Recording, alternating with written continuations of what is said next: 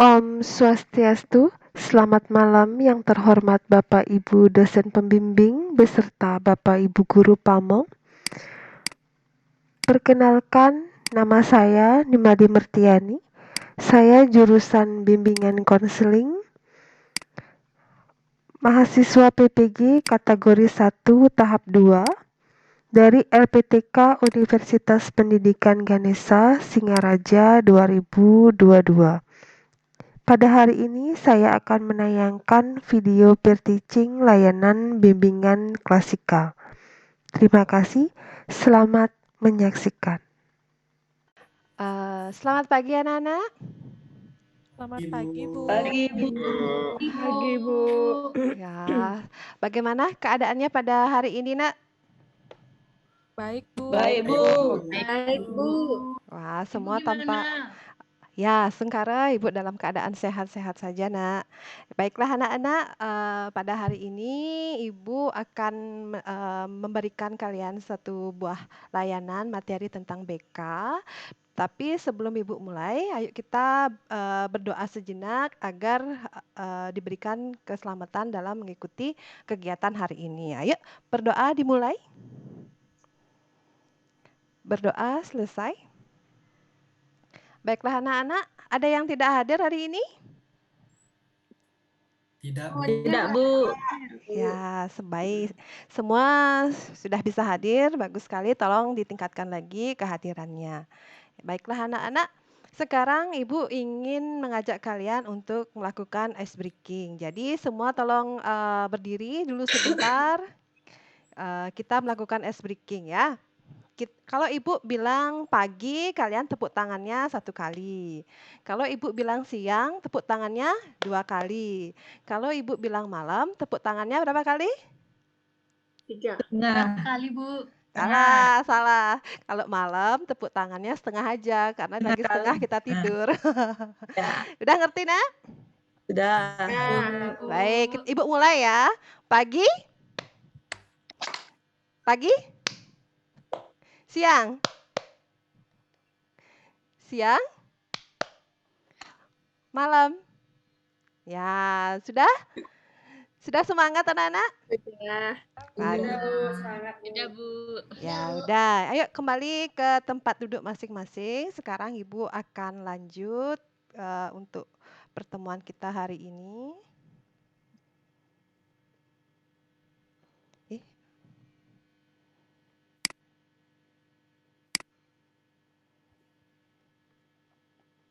Nah, pada hari ini kita akan membahas mengenai kontrol diri ya.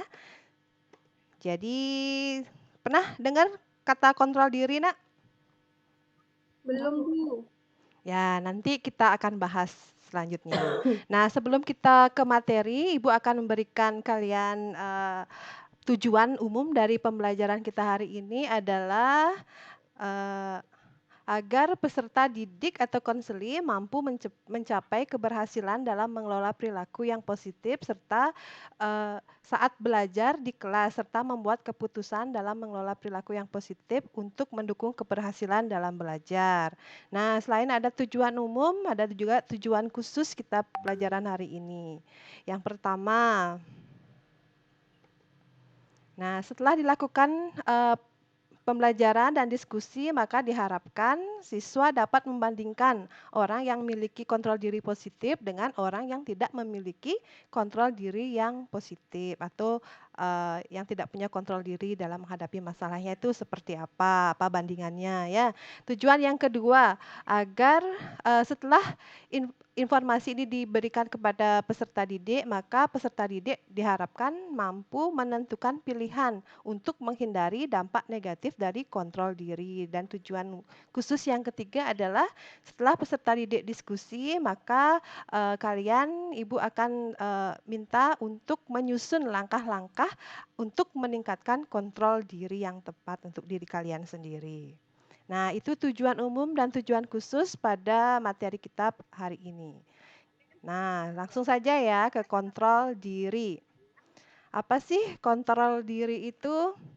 Nah, Ibu ambil pendapat dari Afril dalam Gufron dan Risnawati 2011 menyatakan bahwa kontrol diri adalah kemampuan individu untuk memodifikasi perilaku, kemampuan individu dalam mengelola informasi yang diinginkan dan yang tidak diinginkan, dan kemampuan individu untuk memilih salah satu tindakan berdasarkan sesuatu yang diyakini.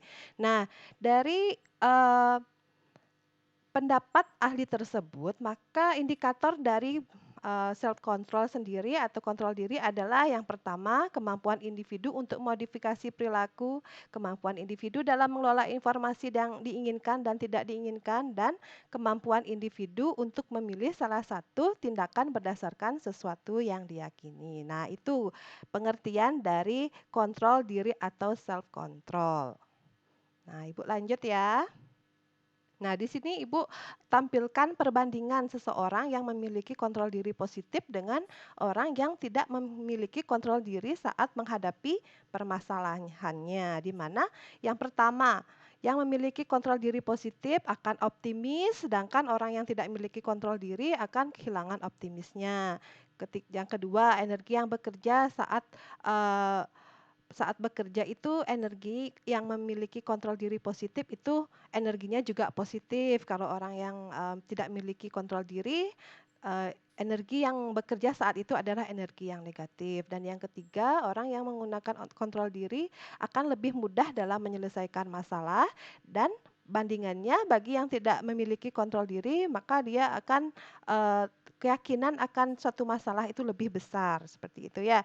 Dan yang keempat, bagi yang memiliki kontrol diri, maka dia akan mampu untuk mengelola emosinya. Sedangkan bagi yang tidak memiliki kontrol diri, masalah itu tidak ada solusinya, seperti itu. Nah, yang terakhir, kalau yang memiliki kontrol diri, dia akan selalu memikirkan konsekuensi apa yang akan dia hadapi kalau misalnya melakukan suatu tindakan, apa yang konsekuensi apa nanti ya, apa akibatnya kalau saya tidak melakukan kayak gini. Nah, kalau orang yang tidak memiliki kontrol diri, maka dia akan agresif dan tidak memikirkan apa konsekuensi yang dia dapat, seperti itu. Nah, itu perbandingannya, dan ini yang ketiga, Ibu terangkan mengenai dampak dari melemahnya atau kurangnya kontrol diri bagi remaja. Ini dampaknya yang pertama menimbulkan perilaku yang menyimpang ya, seperti digambar.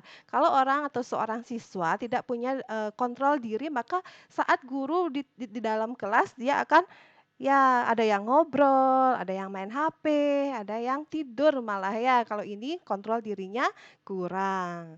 Nah, dampak yang kedua, prestasinya menurun. Nih, siapa yang tidak gini kontrol dirinya tidak bisa dikendalikan, ini prestasinya menurun.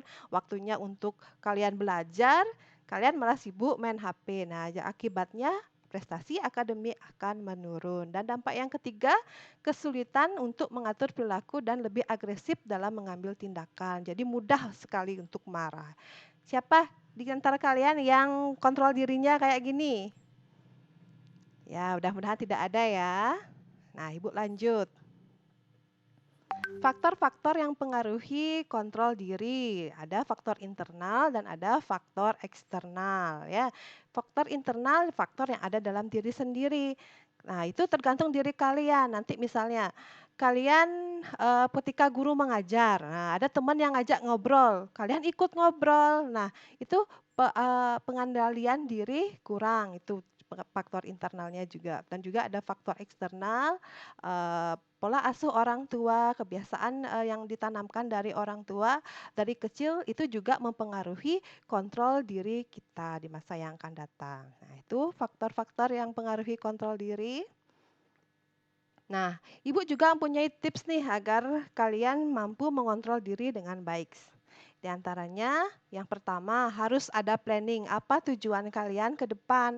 Apa cita-cita kamu ke depan? Misalnya, kamu ingin jadi polisi. Jadi, kontrol diri kamu dari sekarang adalah menjaga kesehatan, menjaga pola makan, ya, seperti itu. Nah, yang kedua, tipsnya selalu memikirkan konsekuensi. Apa dampak positif dan apa dampak negatif jika kamu melakukan tindakan tindakan seperti apa. Pokoknya pikirkan apa dampaknya. Nah, yang ketiga, dukungan keluarga. Dukungan keluarga di sini adalah, nah, ketika kalian memiliki suatu tujuan nih. Jadi, dukungan keluarga kalian itu sangat penting untuk jika misalnya kamu menyimpang di sini, nah, karena orang tua yang mengetahui, Gus, Gek, dari sing gitu. Ayo coba bangun semangan ben mani pangengga masuk, pangsing terlambat, pangsing ben gini ini. Nah, itu dukungan dari keluarga maksud Ibu ya. Yang terakhir di sini lingkungan teman sebaya. Nah, kalian di sini semua anak SMA adalah masa remaja yang paling dekat di antara kalian adalah dengan teman. Nah, jadi kalian kalau bisa pilih bergaulnya, boleh bergaul dengan siapa saja, tapi yang mana yang lebih kita ginikan, yang lebih kita ambil eh, yang positif yang mengajarkan kita untuk mencapai suatu tujuan yang jelas. Nah, seperti itu tipsnya. Nah, ada banyak sekali manfaat bagi seseorang yang memiliki kontrol diri, yang diantaranya mampu saat menghadapi segala keadaan, mampu mengatur berbagai kepentingan, memiliki inisiatif yang tinggi, mampu mengendalikan diri, mampu memberikan arah dan tujuan yang jelas, mampu meraih tujuan, mampu mengendalikan emosi, menjadi pribadi yang lebih kuat dan pastinya menjadi pribadi yang disiplin. Nah, itu Ibu paparkan mengenai tentang kontrol diri. Ini gambar kalian saat mengikuti pelajaran di kelas. Ayo kalian coba lihat mana kontrol dirinya bagus, mana kontrol dirinya yang jelek ya. Nah, ini juga Ibu tayangkan mana foto yang pertama tampak serius, siswa tampaknya bisa mengendalikan diri. Nah, yang foto yang kedua di situ tampak tidak serius. Pada saat ada guru, ada yang main HP, ada yang ngobrol. Ini jangan ditiru, ya Nak ya. Nah, ini dampak dari kontrol diri yang rendah, duduk di atas bangku dan tidur di meja atau di kelas saat ada guru mengajar. Nah, Ibu juga punya video pembelajaran mengenai kontrol diri, di mana judulnya adalah kontrol diri menjadi kunci kesuksesan. Ya, silakan kalian simak ya, Nak ya. Orang sukses itu bukan orang yang paling cerdas, tapi orang yang punya kontrol diri yang baik. Halo semuanya, nama saya Michael. Selamat datang di channel saya, Sikutu Buku. Kali ini saya akan bahas buku The Willpower Instinct karya Kelly McGonigal. Sebelum kita mulai, buat kalian yang mau support channel ini agar terus berkarya, caranya gampang banget. Kalian cukup klik subscribe, kebahagiaan, dan juga produktivitas. Apakah kamu pernah dalam situasi di mana kamu bertekad untuk mulai diet, baru mulai 2 hari tapi sudah mulai cheating meal? Ternyata kita memang diprogram untuk mudah tergoda. Bahkan program di otak ini yang membantu kita berevolusi. Namun di era sekarang, semua telah berubah. Ketika kita tidak bisa menahan godaan sesaat. Ya, sudah selesai menonton videonya, Nak? Sudah Sudah, ya? Bu. Ya, bagaimana tanggapan kalian? Sudah paham mengenai apa itu kontrol diri yang positif? Sudah. Sudah. Sudah, Oke. Bu. Dah, Bu. Ibu sudah selesai menjelaskan, Ibu sudah selesai juga untuk memutar video. Sekarang Ibu buka diskusi. Ada yang ingin ditanyakan, Nak, mengenai kontrol diri? Wah, sudah tampaknya ya, sudah semua bisa. Nah, sekarang Ibu akan memberikan kalian evaluasi atau ya, silakan kalian bentuk kelompok terdiri dari 6 sampai 7 orang siswa, masing-masing kelompok nanti mengerjakan soal di atas atau soal di depan ya. Ya, itu soalnya silakan ditulis, disalin, kerjakan dengan kelompok masing-masing. Oke, sudah selesai. Nah, sekarang Ibu mau mendengar dari kalian, refleksi dari kalian tentang evaluasi hasil pembelajaran kita hari ini. Ayo, siapa yang bisa membantu Ibu untuk menjawab pertanyaan yang pertama? Coba uraikan perbandingan orang yang memiliki kontrol diri positif dengan orang yang tidak memiliki kontrol diri saat menghadapi masalah. Ayo coba siapa yang bisa? Saya Bu. Oh, ayo Wiwin. Ya, terima kasih Bu. Saya akan menjawab perbandingan antara orang yang memiliki kontrol diri rendah dan orang yang memiliki kontrol diri positif. Nah, yang pertama yang Ibu jelaskan tadi, bagi orang yang memiliki kontrol diri positif, yaitu dia selalu optimis. Dan kalau orang yang memiliki kontrol diri negatif, itu dia kurang optimis. Ya. Terus kemudian yang kedua, dia mampu mengelola emosi bagi yang memiliki kontrol diri positif, sedangkan yang tidak memiliki kontrol diri positif itu lebih banyak dia masalahnya ketimbang mencari solusinya. Kemudian yang ketiga mungkin adalah selalu memikirkan konsekuensi saat memilih tindakan, sedangkan yang negatif itu adalah melakukan tindakan tanpa memikirkan konsekuensi, Bu. Oh ya, bagus sekali. Ayo tepuk tangan, kasih tepuk tangan untuk Wiwina. Wah, bagus. Nah, sekarang siapa yang mau bantu Ibu untuk menjawab pertanyaan kedua? Tips atau cara yang tepat agar bisa sebisa mungkin kita mengatur kontrol diri agar terhindar dari dampak-dampak negatif. Ayo, siapa? Sebelum Ibu tunjuk. Saya Bu. Ayo, Mariani ya. Ayo, apa Ya. nak? Kalau tipsnya itu, yang pertama pengendalian diri untuk mudah terpengaruh pada hal yang negatif. Ya. Terus yang kedua, menarik napas agar emosi kita bisa amarah itu merendahkan amarah, tarik napas, pengaturan napas. Ya, boleh. Terus Terus? yang ketiga, selalu memikirkan konsekuensinya kalau kita melakukan kontrol diri yang negatif. Ya. Begitu Bu, menurut saya. Ya, makasih Mariani. Terima kasih. Ayo Ya, berikan aplaus pada Mariani. Nah, yang terakhir, siapa yang bisa membuat langkah-langkah untuk meningkatkan kontrol diri dengan tepat? Ya, Bu. Ya, yuk Warni. Ya, yang sudah tadi Ibu jelaskan, yang saya simak langkah-langkah untuk meningkatkan kontrol diri ada 4, Bu. Yang pertama, membuat planning ke depannya tentang tujuan yang ingin kita capai. Yang kedua, memikirkan konsekuensinya sebelum berbuat menyangkut konsekuensi yang positif ataupun yang negatif. Yang ketiga, meminta dukungan dari keluarga untuk membantu melancarkan tujuan yang hendak ingin kita capai. Yang keempat, dari teman sebaya, yaitu lebih banyak bergaul dengan teman sebaya, Bu. Ya. Nah, itu, Bu. Ya, ayo berikan aplaus pada Warni. Wah, semua tampak semangat ya, Nak ya. Terima kasih atas perhatiannya. Nah, selain Ibu punya LKPD tadi, Ibu juga akan menyebar kuesioner tentang kontrol diri. Nah, tolong Ketua kelas bagikan kuesionernya. Nah, dalam kuesioner itu kalian akan menjawab 20 soal, ada pernyataan positif itu 10, ada pernyataan negatif itu 10. Silakan kalian jawab sesuai dengan keadaan kalian sebenarnya. Oke, Ibu berikan waktu 5 menit, silakan dikerjakan. Nah, sudah selesai. Sekarang siapa nih yang bisa menyimpulkan pembelajaran kita hari ini? Mungkin Nia bisa bantu Ibu simpulkan? Bisa, Bu. Oke, ayo.